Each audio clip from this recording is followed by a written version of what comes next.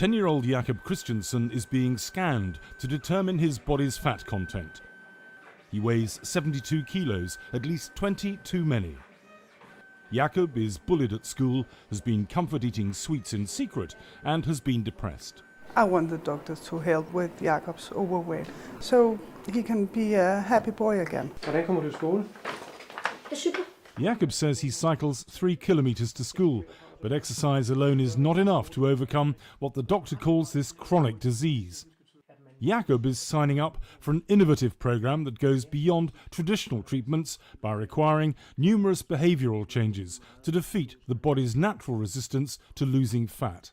Children and families need to do at least 10, 15, 20 items in their daily lives. Otherwise, the obesity will persist.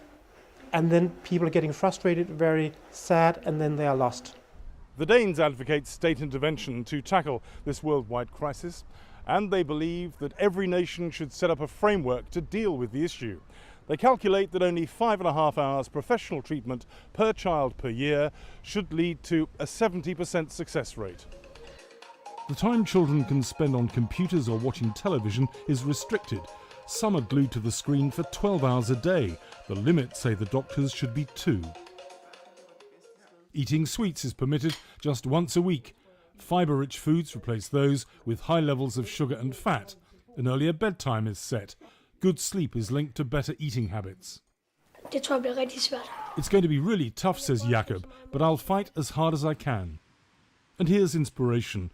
14-year-old Mike Nilausen once weighed 85 kilos. He's now a standard bearer for the project. He's shed 22 kilos and is maintaining the weight loss, no longer the target for playground bullies. Det var bare svært at se ham sådan. It was extremely hard to see him like that. We tried everything, but he just kept on gaining weight. So when it finally started to work, we were really happy. Og så blev vi jo gladere, fordi nu begyndte det virkelig at hjælpe. At supper time, Mike has one portion where once there were 3. He's reduced his fat and sugar intake and relishes his newly discovered energy.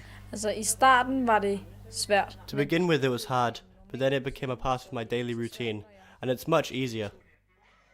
A limited time lying in front of the TV is acceptable, but the daily routine changes help both children and their parents and reduce the risk of diseases associated with obesity. Malcolm Brabant, BBC News, Holbeck.